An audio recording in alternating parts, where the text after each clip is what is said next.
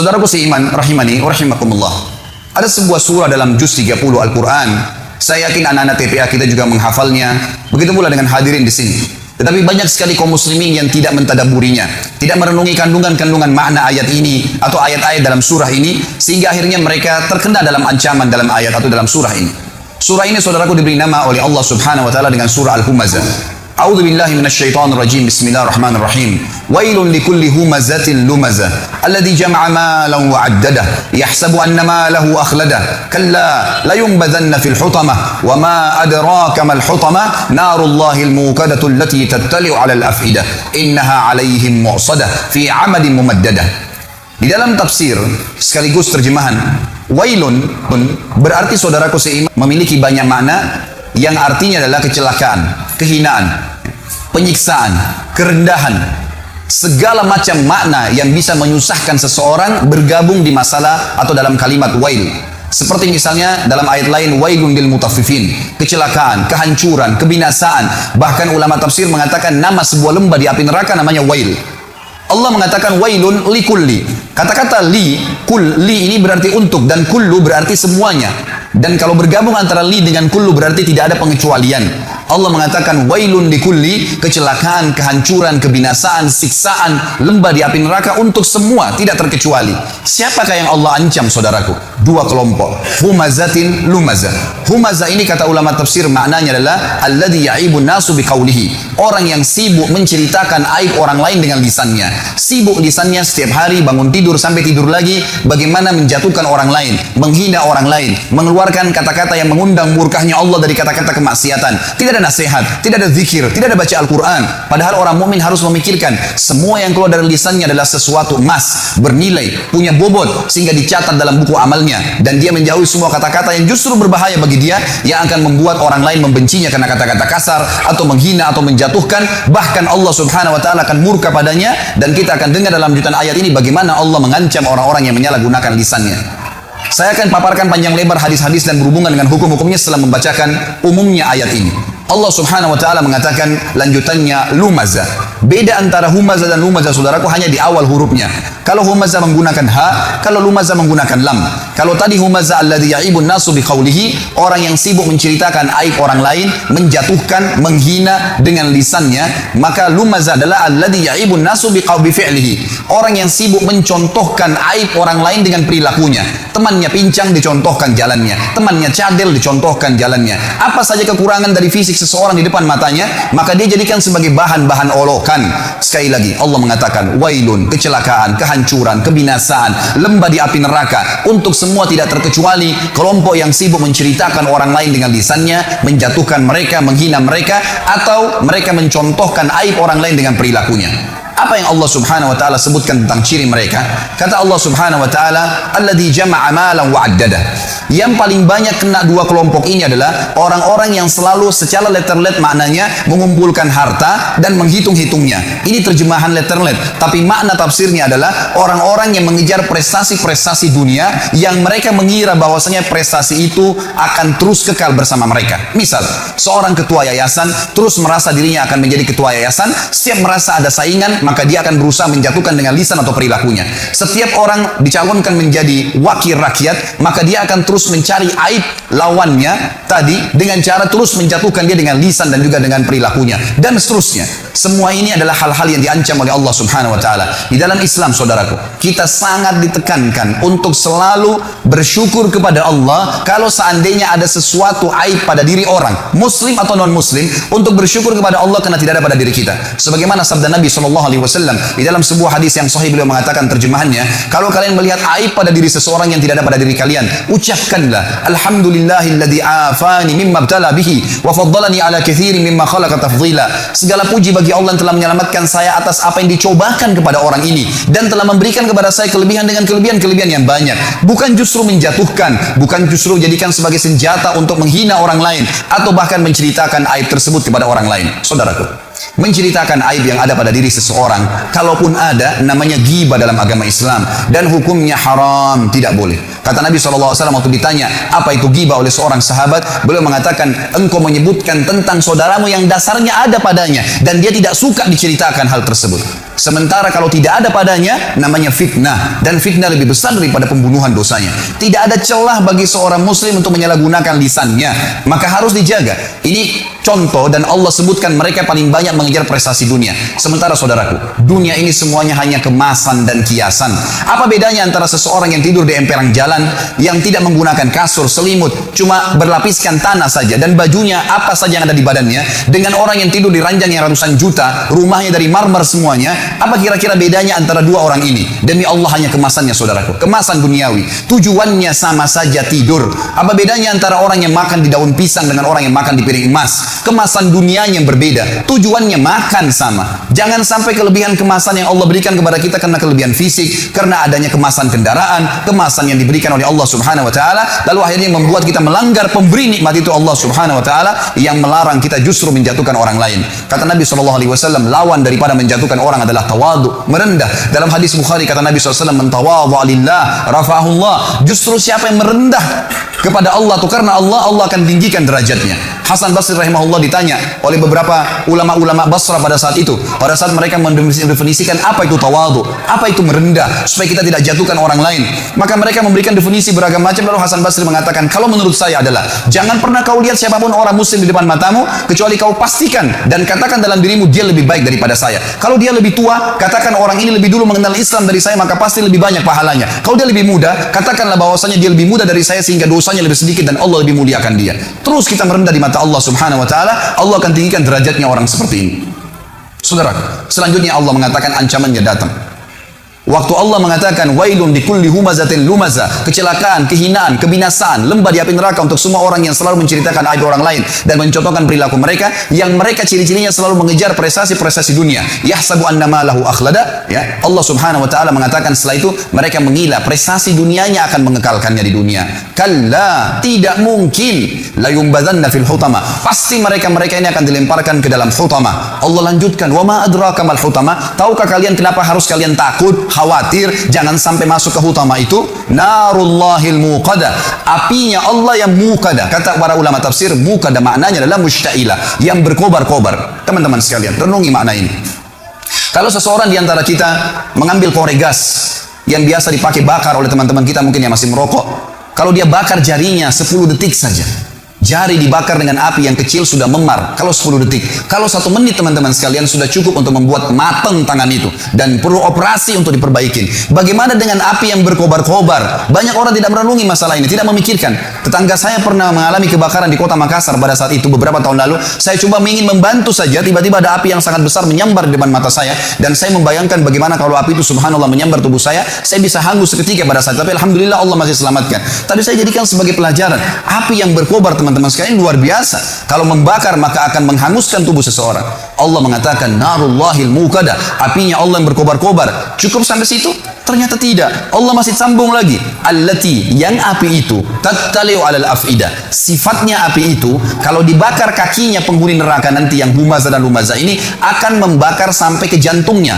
Orang Arab mengatakan dalam bahasa Arab teman-teman sekalian, kalau dia melihat sesuatu, dia mengatakan ra'aitu, saya sudah melihatnya. Kalau sesuatu itu sangat dekat dan mudah dijangkau. Tetapi kalau orang Arab ingin melihat sebuah benda, misal di pinggir lautan, ada benda yang sangat jauh di seberang pulau sana, atau dia di atas gunung, dia ingin melihat sesuatu yang jauh, dan itu jarang dilihat orang-orang lain. Kemudian berhasil matanya melihat, maka dia akan menggunakan kalimat ittala'tu. Saya berhasil melihatnya, target yang sudah susah dilihat oleh orang lain. Makanya dalam baca buku pun dikatakan ittala'tu. Saya berhasil melihat sesuatu informasi yang saya butuhkan. Allah menggunakan kosakata ini. Sifat neraka tadi, api yang berkobar-kobar hutama itu, kata Allah allati yang tattali'u ittala'a, sampai pada target alal afidah, ke jantung manusia. Kata para ulama tafsir, kalau dibakar kakinya langsung ke jantungnya terbakar. Padahal kalau rasional kita datangkan manusia dan dibakar teman-teman sekalian, yang terakhir terbakar jantungnya karena diselimuti oleh kulit, otot, tulang dan seterusnya. Cukup sampai situ? Tidak lagi. Allah masih sebutkan agar orang betul-betul meninggalkan perbuatan buruk ini. Setelah dikatakan allati tattalu 'alal afida innaha, sesungguhnya api itu alaihim muqsadah, terhadap mereka melengket atau melekat.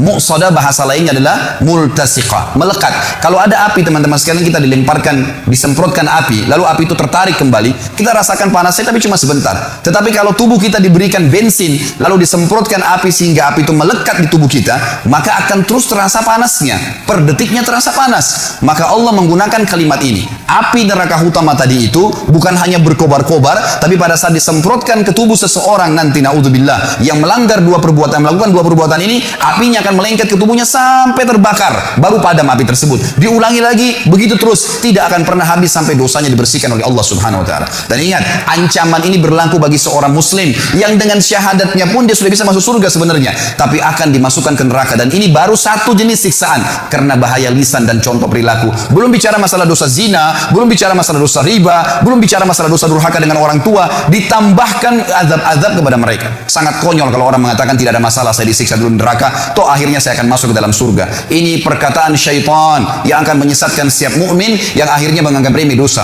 Subhanallah, Allah mengatakan sesungguhnya api itu sampai ke dalam jantung manusia dan api itu melengket pada mereka. Inna alaihim muqsadah. Tidak cukup sampai situ teman-teman sekalian. Allah menutup surah ini dengan kalimat, kata ulama, yang luar biasa. Kalimat ini menandakan siksaan yang luar biasa, tidak bisa dibayangkan. Fi amadin mumaddadah, kata Allah, dan mereka akan diikat di tiang-tiang yang bergelantungan. Kata ulama tafsir, penutupan surah ini luar biasa kalau orang memahaminya. Rasionalnya begini, kalau masjid ini kita tutup semua, tidak ada lubangnya sedikit pun, lalu kemudian kita bakar dengan api teman-teman sekalian, ada orang yang mau dibakar di sini, nggak diikat di tiang, dibiarkan dia berlari-lari sana sini, tapi penuh dengan api ruangan ini. Pasti dia akan mati terbakar, tapi ada jeda pada saat dia lari ke sana, dia lari ke sini, ada jeda, dia tidak rasakan panasnya api. Kalau ada orang kita ikat di tiang masjid ini, lalu kita bakar, ditutup semuanya, dia nggak bisa lari karena terikat, juga masih ada jeda di mana dia bisa menginjak-injakkan kakinya ke lantai sehingga api dari bawah kakinya padam. Memang dia terbakar, tapi masih ada jeda di mana dia tidak rasakan panas. Tetapi teman-teman sekalian, renungi makna ayat ini, namanya tadabbur, mengambil hikmah dan hukum yang Allah inginkan. Kalau kita tancapkan tiang di atas atap masjid ini, ditancapkan tiang seperti misalnya tiang lampu yang besar, lalu kita ikat seseorang di situ, kemudian dibakar ruangan ini, dia bergerak kiri kanan pun tetap akan merasakan panasnya api siksaan tersebut per detiknya. Dan ini kata ulama adalah makna yang luar biasa, mengandalkan sudah cukup seorang muslim meninggalkan dosa ini, saudara. Surah ini teman-teman sekalian mengajarkan kepada kita tentang bahayanya menyalahgunakan lisan. Dan dari sisi lain, lisan dalam agama kalau dipergunakan dengan kebaikan, maka akan baik. Anda kalau menggunakan lisan Anda dengan baik, walaupun fisik Anda punya kekurangan, orang akan suka dengan orang yang lisannya baik, santun kalau bertutur kata, yang keluar dari mulut seorang muslim cuma nasihat, tanya kabar, ilmu yang bermanfaat, tidak ada sesuatu yang menjatuhkan orang lain, tidak ada sesuatu yang menyakiti orang lain atau menceritakan aib orang lain, maka dia akan disuka oleh orang umumnya. Dan kalau ada seseorang yang lisannya tajam, walaupun tampannya orang paling tampan di dunia, paling kaya, tapi kalau lisannya tajam, suka menghina orang lain tidak suka dengan dia. Itu secara kehidupan manusia. Juga di sisi Tuhan kita Allah Subhanahu wa taala, Allah sangat murka dengan orang yang menyalahgunakan lisannya. Sampai kata Nabi SAW dalam hadis Bukhari, laisal mu'minu bit-ta'ani wal la'an. Bukan sifat orang mukmin yang suka la'an dan ta'an. Ini dua-duanya bahaya lisan. Suka melaknat, menyia-nyialkan orang, kamu sial, kamu gini, kamu buruk, selalu dihina, dikata-kata yang tidak baik, menjadikan, dan juga ta'an, suka menghina-hina orang lain. Dua-duanya ini adalah sifat bukan orang mukmin, bukan orang mukmin. Jadi dijelaskan oleh Nabi SAW. Surah ini teman-teman sekalian mengajarkan kepada kita tentang harusnya seorang muslim menjaga lisannya. Mari kita renungi bersama-sama sabda-sabda Nabi SAW berhubungan dengan masalah ini. Yang pertama, saudara, dalam hadis Bukhari Muslim, Nabi SAW pernah lewat di pasar bersama dengan beberapa orang sahabat. Kemudian ditemukan ada bangkai kambing. Bangkai kambing ini tanduknya patah, matanya buta, kakinya patah, dan sudah jadi bangkai. 4 aib sekaligus. Tanduknya patah, matanya buta, kakinya patah, sudah jadi bangkai. Lalu Nabi SAW ingin menarik perhatian para sahabat. Dalam ilmu bahasa Arab namanya jadwul intibah. Menarik perhatian para sahabat karena beliau ingin sampaikan informasi yang penting setelah itu. Lalu beliau mengatakan, siapakah di antara kalian yang mau membeli bangkai kambing ini? Kata para sahabat, ya Rasulullah, jangankan dia sudah jadi bangkai, kalau dia hidup saja, kami tidak mau membelinya. Kalau ada kambing hidup, tanduknya patah, matanya buta, kakinya patah, hidup, nggak ada yang mau beli. Apalagi kalau sudah jadi bangkai. Nabi SAW ulangin lagi dengan metode yang berbeda, dengan metode yang sama tapi dengan bahasa yang berbeda. Kata Nabi SAW, siapa yang ingin saya berikan cuma-cuma? Lalu kata para sahabat, ya Rasulullah, sama saja. Kalau dia masih hidup saja, walaupun dikasih cuma-cuma, kalau tanduknya patah, matanya buta, kakinya patah, nggak ada yang mau terima. Kata Nabi SAW, ini pesan beliau, ambil dan bawa pulang, jadikan sebagai kaidah hidup teman-teman sekalian. Mohon maaf, saya naik di mimbar sini dan teman-teman dai pun pada saat ceramah, bukan untuk seremoni, bukan meramaikan, bukan saya datang sini jauh-jauh dari Jakarta untuk berdongeng dengan Anda, untuk menceritakan atau menghibur Anda. Ini hukum Allah untuk diterapkan dalam kehidupan teman-teman sekalian. Kaidah hidup, ini bukan mainan, bukan sesuatu yang cuma didongengkan saja. Lalu kata Nabi SAW, seseorang di antara kalian, demi zat yang ubun-ubunku dalam genggamnya, maksudnya demi Allah, seseorang di antara kalian memakan bangkai ini jauh lebih ringan baginya dibandingkan azab yang dia terima hari kiamat nanti. Diterima karena dia menceritakan aib saudaranya muslim. Artinya nanti hari kiamat dia seperti memakan bangkai karena menceritakan aib seorang muslim. Hadis yang kedua, kata Nabi SAW di dalam hadis riwayat Bukhari, man dhamina li ma baina lihiyai wa ma baina fakhidai dhamintu lahul jannah. Siapa yang bisa menjamin untukku di antara kalian apa yang berada di antara dua rahangnya, dua pipinya, lisannya, dan apa yang ada berada di antara dua pahanya, kemaluannya, aku akan menjamin baginya surga. Ini bahaya sekali.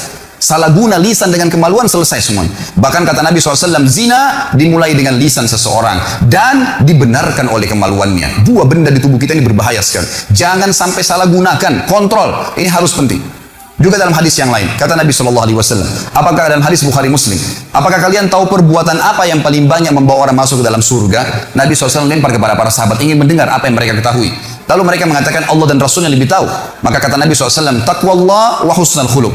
Kalian patuh pada Allah, kerjakan yang diperintahkan, tinggalkan yang dilarang, dan kalian memiliki akhlak yang mulia, baik sama orang, tata krama. Lalu Nabi SAW balik mengatakan, apakah kalian tahu perbuatan apa yang paling banyak membawa orang masuk ke dalam api neraka? Maka sahabat pun mengatakan Allah dan Rasulnya lebih tahu. Kata Nabi SAW, al-fammu wal-farj, mulut seseorang dan kemaluannya. Ini dua benda yang paling banyak membawa orang masuk ke dalam api neraka. Saudaraku, sibukkan lisan kita dengan kata-kata yang baik. Semuanya, para ulama kita, kalau mereka diam, maka mereka berzikir. Kalau mereka berbicara, yang dikeluarkan semuanya kata-kata emas. Rabi' ibn Haytham rahimahullah, seorang ulama tabi'in yang masyhur dengan ketakwaannya. Beliau pernah didatangi oleh muridnya dua orang dan berkata kepadanya, wahai imam ini kiai, apa rahasianya sampai membuat anda bisa mengontrol lisan anda? Karena Rabi' bin Haytham diam terus. Kalau dia bicara yang penting.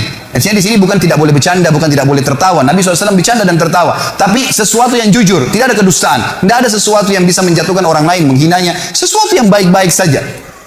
Maka kata beliau, wahai murid-muridku, apakah kalian masih ragu di pundak kanan dan kiri kalian ada malaikat yang selalu mengawasi kalian dari Tuhan kalian, yang mencatat yang baik dan yang buruk, dan demi Allah pasti akan dibacakan dan dihisabkan untuk kalian nanti di sana di akhirat. Maka perkataan Rabi' bin Haytham adalah sebuah hal yang luar biasa, menandakan keimanan seorang mukmin memang tergantung pada lisannya dan juga pada kemaluannya. Kata Nabi SAW dalam hadis yang lain pada saat ditanya, atau beliau mengatakan, maukah kalian saya tunjukkan amal lebih baik daripada kalian bersedekah kepada fakir miskin, lebih baik daripada kalian yang membantu orang lain, lebih baik daripada kalian ke medan perang sementara kalian menebas leher musuh kalian dan kalian ditebas lehernya, kalian membunuh atau kalian terbunuh? Maka para sahabat mengatakan, tentu ya Rasulullah. Kata Nabi, lisanmu selalu mengucapkan zikrullah, selalu bermanfaat. Apa yang diucapkan, tanya kabar orang, baik dan seterusnya, maka tidak ada yang lain selain itu, teman-teman sekalian. Dan kata Nabi SAW juga dalam hadis Bukhari Muslim, man kana yu'minu billahi wal yawmil akhir falyakul khairan aw liyasmut.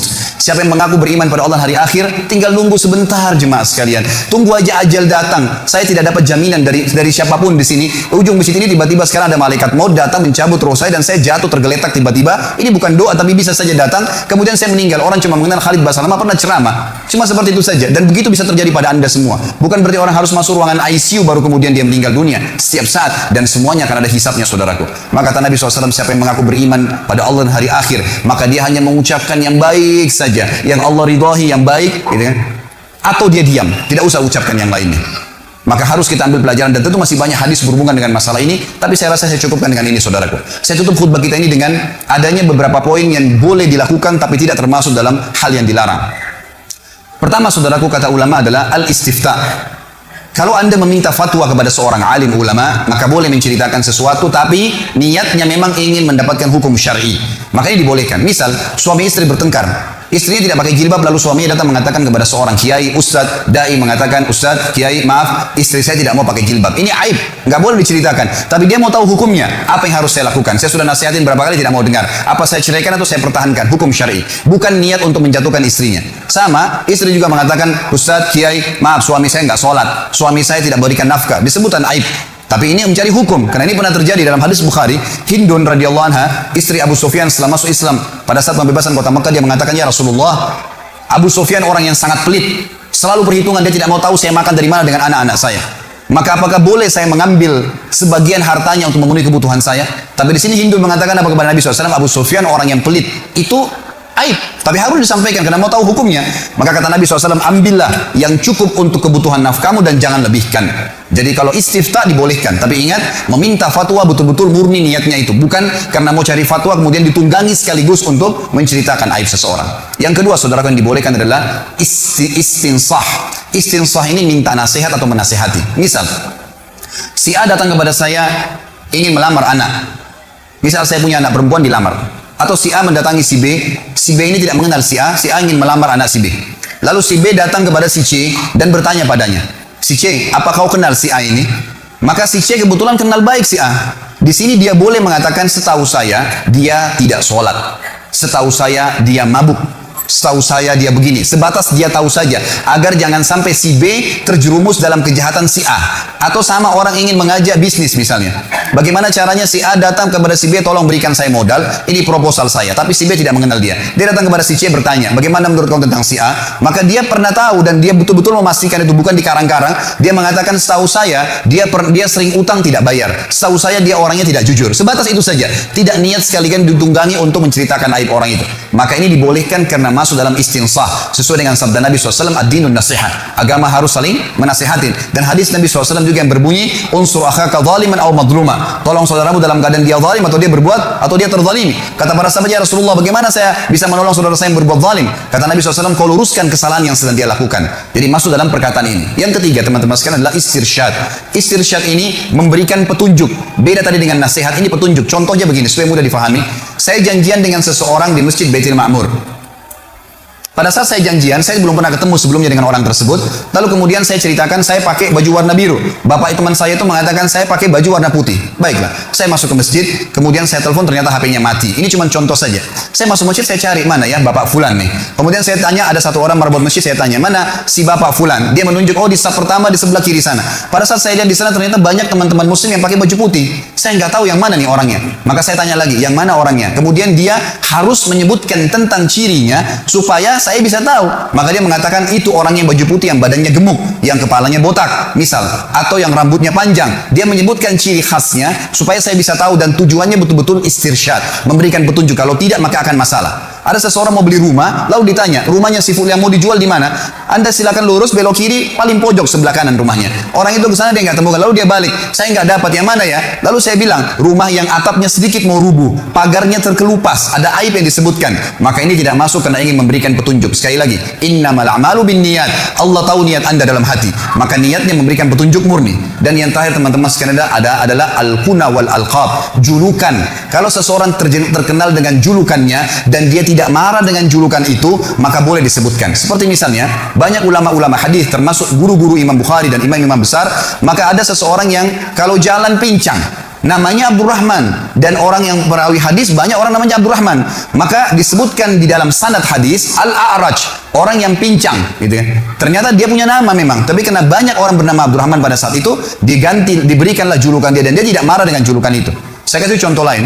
Di Masjid Baitul Ma'mur misalnya diiklankan, habis sholat Jumat ada Bapak Ahmad, maaf kalau ada yang sama namanya, kita cuma kasih contoh. Bapak Ahmad, ada dua orang Ahmad di masjid kita. Yang satu penjual kambing, yang satu penjual mobil. Lalu diiklankan, salah satu dari Bapak Ahmad ini mengundang jemaah untuk makan. Maka diiklankanlah, Bapak Ahmad mengundang makan siang di rumahnya. Jemaah pada nggak tahu Ahmad siapa nih. Lalu kemudian orang musyrik mengatakan Ahmad kambing misalnya, atau Ahmad mobil. Dia terkenal dengan julukan itu, dan dia tidak pernah marah, bahkan dia senang kalau dipanggil dengan julukan tersebut. Maka ini tidak masuk dalam hal yang dilarang tadi, saudaraku seiman. Aku qauli hadza, saya sudah mengucapkan perkataan saya ini. Wa astaghfirullah li wa lakum, dan saya beristighfar kepada Allah dan untuk jemaah sekalian kalau memang ada hal-hal yang salah, fastaghfiruhu innahu huwal ghafurur rahim.